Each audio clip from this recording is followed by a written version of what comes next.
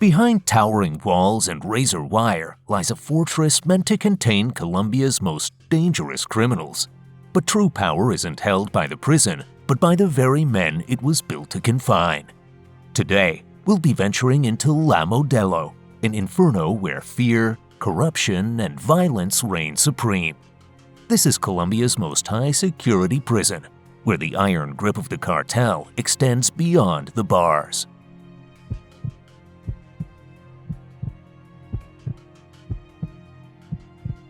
Also known as the Model Prison, the prison stands in the town of Puente Aranda in Bogotá. When the prison was opened on January 1, 1960, it was only intended to hold about 2,907 inmates, but since its inception, it has grown to hold a staggering 11,000 inmates, which is about a 278% increase. Notable inmates. Standing as the biggest prison in the city, La Modelo is home to some of Colombia's fierce drug barons and crime lords. One such individual is John Jairo Velázquez, also known as Popeye. This man was not only Pablo Escobar's right-hand man, but he was also the head of the assassination faction of the Medellin Cartel. He masterminded most of the hits carried out by the drug pin Escobar and the kidnapping of the current president of the republic when he was running for mayor. Other notable inmates who have stayed in the prison at one time and those who are still incarcerated there include Nepomuceno Maddalena, a serial killer, Alfonso Cano, the commander-in-chief of the guerrilla organization Revolutionary Armed Forces of Colombia, also known as FARC, Gustavo Petro, the current president of Colombia and a former M19 guerrilla, Miguel Rodriguez Orjuela, leader of the Cali Cartel, and other guerrilla members, as well as far-right paramilitia members. Security features. The security of the prison is divided into three factions. One faction is headed by the guards of the prison and assisted by civilian police who patrol the perimeter of the prison to catch any prisoner who tries to escape. The prisoners are watched by CCTV in open spaces, and barbed wires are placed on the fences for extra measure. The guards on the ground are not armed, with the exception of a wooden baton, while the guards in the watchtowers are given rifles in case of any violence. The other two factions of security are managed by the prisoners themselves. Since the prison is divided into two sections, the north wing controlled by the left-wing guerrillas and the south wing controlled by the right-wing government militia supporters and paramilitaries, these are controlled by the opposing groups that inhabit them. Unlike the guards, the prisoners who control the prison are armed with rifles and grenades which they do not only use to keep the opposing group in check, but also to ensure that the prisoners do not act out of order. For instance, in the far-right militia section, the boss in charge there, popularly known by his nickname Caracas, has a personal prison within the prison walls. His prison is a tiny tunnel barred by a gate in which he throws inmates who act out of order, such as those who commit theft or cause any disorder. The two main segments are connected by a corridor labeled the Corridor of Death, as this is where most of the battles take place. The entrance to each section is barred by a reinforced door, guarded by armed prisoners at every minute of the day. Infiltration by the Cartel. During the 60s and 70s, the prison was still fully under the control of government officials, but with the increase in the number of prisons, the balance of power in the prison shifted. The mass arrival of the far-right militia groups and the far-left guerrilla groups caused an explosive change that shook the prison by the core. These two groups took over the prison, but it was not without riots and homicides. Arms were smuggled in and violence became the order of the day. The riots started in the 90s, but they were nothing compared to the huge battle that took place in April of 2000. In a loud battle that terrified civilians living near the prison, over 100 prisoners lost their lives. The catalyst of the battle was the killing of a narco dealer, Yema Espino Flores, who infiltrated the enemy's territory. Pablo Escobar's right-hand man Popeye had his men assassinate Espina, and this triggered a large-scale event led by Caracas. Shots were fired, grenades were thrown, and the surrender of Popeye's subordinates was demanded. The police stormed into the prison to keep both parties in check, but the casualties still remained high.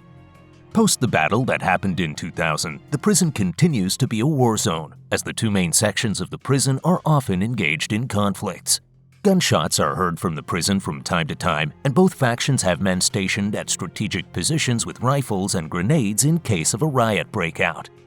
About 16 years after the intervention from law enforcement, the dismembered remains of about 100 prisoners and visitors were found in the drain pipes and sewers. 4 years later, during the COVID-19 pandemic, another bloody riot erupted that claimed 23 lives, leaving 83 injured.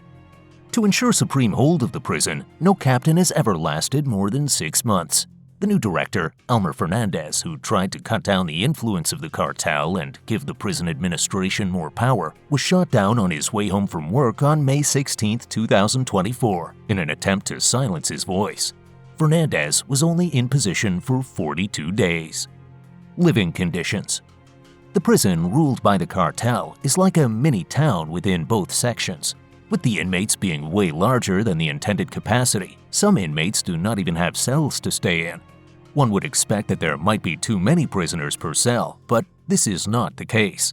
Rather, the prisoners have to pay to occupy a cell and can't just occupy any cell. The prisoners buy a cell for about $250 and pay about $20 plus for rent per month. Due to the scarcity of cells, there are several homeless prisoners in prison. These prisoners sleep on the ground of the courtyard as there is nowhere for them to go. Other prisoners make makeshift sheds and cramp themselves up into these sheds. Although these sheds bear a striking resemblance to sheds found in slums, nothing is free. There is a charge for everything, including makeshift rooms and hammocks found deep within tunnels. On the south wing run by Caracas, there are luxury cells with TVs and stereos that can be bought at higher prices. Only the very rich stayed in these cells, and they were renovated under the directions of Caracas. The man goes very far to ensure that the quality of life in the south wing is improved. Tons of renovations have been carried out under his instructions. Toilets, luxury cells, antennas to receive TV satellites, zones for cocaine production, placement of tiles on the floors, and electrical goods stores. He even went as far as to construct telephone booths that are normally prohibited for inmates to have close access to their families. In exchange for allowing all these businesses to run, Caracas receives tax from the stall owners. Daily activities. On the north wing, Commander Julio manages this section as the highest imprisoned member of the guerrilla group. Incarcerated for rebellion, terrorism, and assassination of numerous policemen, Commander Julio is a force to be reckoned with in this section, and he ensures that the other members of the guerrilla group continue their training within prison. Never going anywhere without his armed bodyguards, the man is more highly guarded than the captain of the prison, and he ensures the North Wing runs with a politico-military structure. The rebels not only salute the flag, but also sing the revolutionary anthem every morning. With renovations going on a daily basis, men in the South Wing are mostly busy with that, and when not working, they participate in friendly soccer tournaments founded by Caracas. On both sides, there are shops that offer games such as board games, pool games, chess, and many others at a charge. There are also workshops where the prisoners work to make a living. Meals. The prison provides meals to the prisoners, but this is only done once a day at 11 a.m. The meals provided by the prison are mainly slops that barely meet the nutritional requirements. However, the majority of the prisoners do not rely on this. Rather, they depend on purchasing food from stalls and restaurants owned by other prisoners. These privately owned stalls are in agreement with the prison administration and are mostly preferred by the prisoners as these stalls offer a wide variety of delicacies. From pastries to steak to seafood, they have it all in there. In the North Wing, the far-left rebel group has a restaurant sponsored by their organization. Therefore, members of the rebel organization are given free food at this restaurant, while outsiders have to purchase food there. Meanwhile, in the South Wing, they boast of luxury restaurants that only serve food to prisoners who are able to afford their high-class pastries, pasta, steak, and seafood. By running shops in the prison, the prisoners are not only able to afford their stay in the prison, but can also afford to fund their family members outside the prison. A large percentage of the prisoners in the prison are poor, but most of them would rather rely on the scraps from the stalls and restaurants than go to the common dining hall to eat. Those who go to the common dining hall are the very desperate and the highly starved. Visits. The prisoners are only allowed visits from friends and families once a week. The visiting day is always on Sunday, but being a prison run by the prisoners, visits are not like normal visits in a prison. There are no visiting areas. The only aspect of the visiting period controlled by the guards is the inspection of the visitors. All visitors are required to wear sandals for easy inspection, and female visitors are required to wear miniskirts for easy pat-downs before they enter the prison. Afterward, the visitors enter both sections of the prison and even go as far as entering the cells of the inmates. On visiting days, the prison's population is largely stretched with visitors found at every section of the prison. They are not only found in the courtyards, stalls, and restaurants, but even on the bunks of the prisoners and any open space that can be found on the prison grounds. With the rehabilitation purpose of the prison defeated, MODELO is just a town for the drug pins and the crime lords. For more dark stories of the underworld, subscribe to the channel and ring the notification bell to never miss an update.